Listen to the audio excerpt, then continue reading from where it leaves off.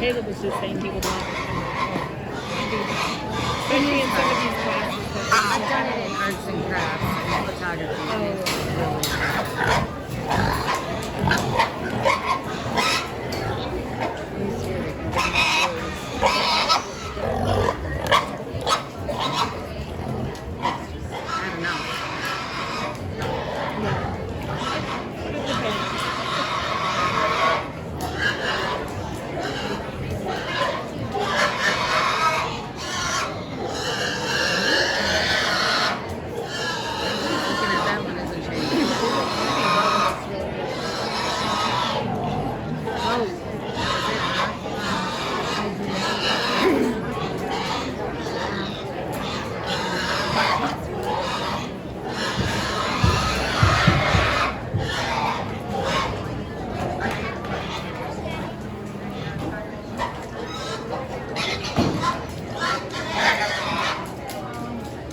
Probably like, thank you.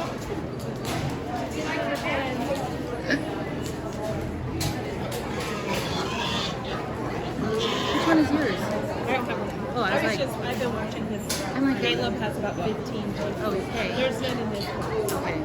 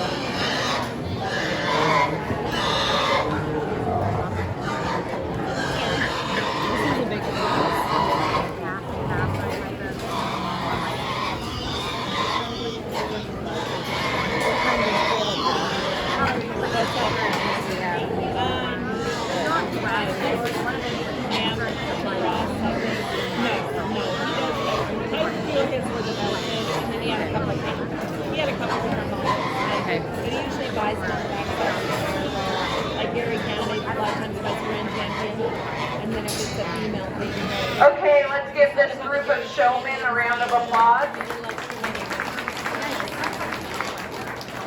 Another good class of market hogs. They're all going to be blue today. I think that this is the harder class to sort because I think there's give and takes with a lot of them. There's not one that necessarily sorted itself to the top. I'm going to go ahead and talk them though. So 126, the young lady right here, I think it's along with 160, the young man right here. I think we just have two hogs that are a little plainer in their design, a little frailer made. They don't set down on quite as much bones as some of the hogs above them. So we just like to add a little bit more there, add a little bit more dimension to their tops. Then we're going to go with 219, the young lady right here. A hog that I think has some natural thickness to it. It's pushing it in terms of finish, so we'd like to clean it up just a little bit, get a little more definition down the top.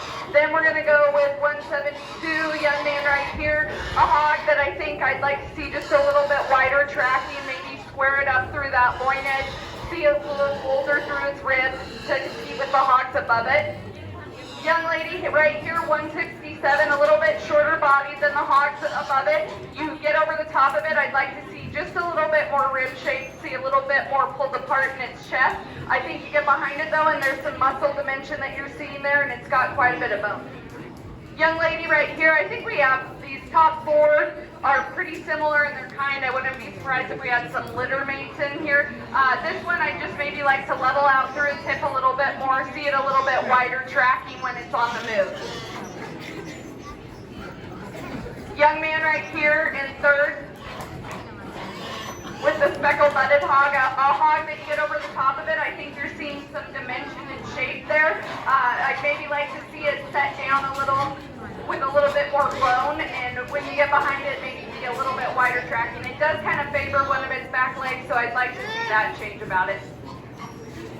Young lady right here in second, a hog that you get over the top of it. I think it's got a lot of top and dimension to it, and I think that I kind of preach that, but when we're looking at valuable cuts off of these hogs, we're looking at what they're going to get in terms of loin chops, as well as what's the most valuable thing, bacon, and I think it's got some depth of body and some width of top that'll give us some adequate product. And then our class winner right here, if I change anything about it, I'd like to clean him up front, but he's got quite a bit of bone. He's a big top hog. You get behind it, and maybe I'd like to see just a little bit wider base, but he carries a lot of dimension through that hip.